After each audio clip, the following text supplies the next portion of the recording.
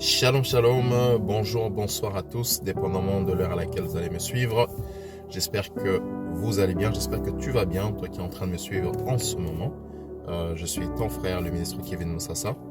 Et il y avait une pensée il y a une pensée qui monte dans mon cœur et j'aimerais la partager avec toi en ce moment. C'est par rapport à la prophétie, par rapport aux prophéties. Pourquoi certaines prophéties que nous recevons ne se réalisent pas? Pourquoi certaines prophéties ne se réalisent pas ou pourquoi elles tardent? J'aimerais déjà, avant d'aller plus loin, bien définir mon contexte parce que le domaine de la prophétie est un domaine très vaste. Alors ici, j'aimerais m'attarder beaucoup plus sur les prophéties que nous recevons par rapport à nos vies. Okay? Dans les prophéties qu'un homme de Dieu, qu'un prophète, qu'un serviteur, une servante de Dieu peut nous donner par rapport à notre vie, c'est-à-dire des plans que Dieu a pour nous dans nos vies, à travers nos vies, ainsi de suite. Donc, ils sont directement liés à toi. Par exemple, un homme de Dieu te dit, je te vois en train d'être marié cette année, ou je vois le mariage venir dans ta vie, je vois une bénédiction financière, je vois le travail, l'emploi, ainsi de suite. Eh bien, vous serez d'accord avec moi qu'il y a plusieurs personnes qui vivent dans une frustration constante.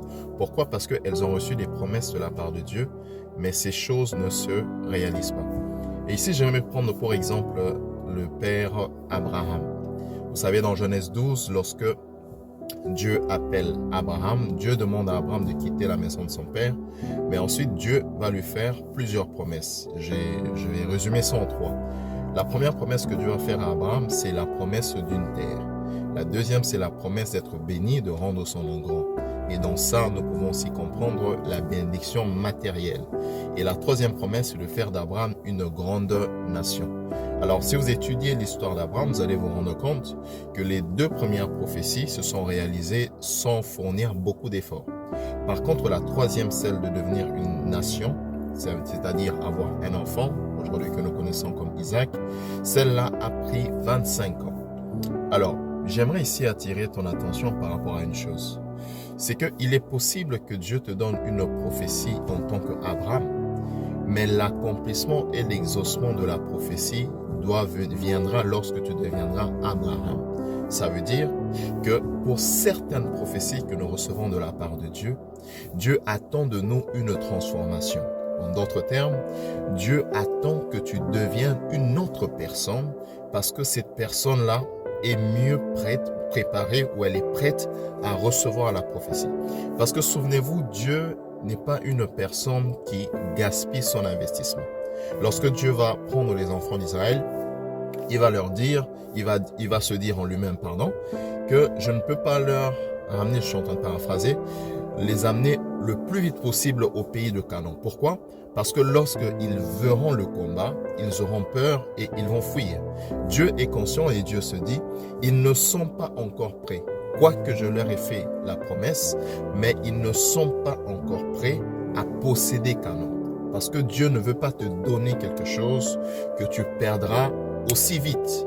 Alors c'est pourquoi, même pour les enfants d'Israël, la première génération est morte dans le désert. Pourquoi? Parce que la première génération n'a jamais accepté la transformation de Dieu.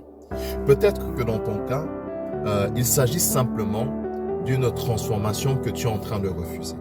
Peut-être que Dieu t'a fait la promesse comme Abraham, j'aimerais le dire autrement. Il y a certaines promesses que nous recevons comme Abraham, mais dont l'accomplissement vient lorsque nous devenons Abraham.